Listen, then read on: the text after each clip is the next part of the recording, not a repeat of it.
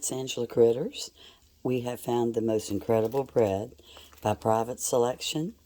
It's a croissant loaf, and it's specifically made for French toast. And it also says grilled cheese. Well, we can't quit having French toast since we discovered it last week. How do you make your French toast? So I just beat my 1 egg, and I add a little bit of nutmeg, a little bit of vanilla, and a little tiny bit of cinnamon. Well, more cinnamon than nutmeg.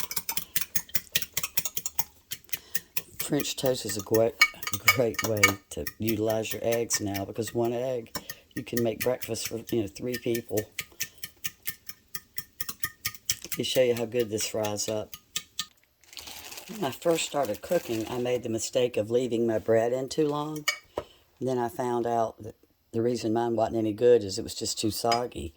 So even with this, you don't leave it in a long time, but because this is thicker, I do poke a couple little holes in it, and then I flip it over and do the same.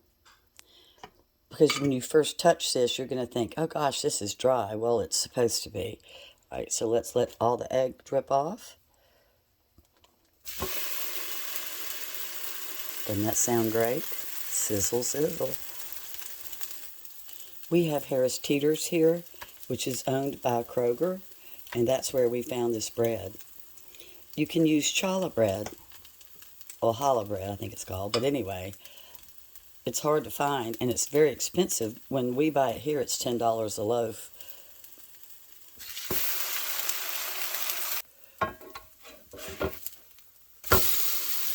Look at that, beautiful browning.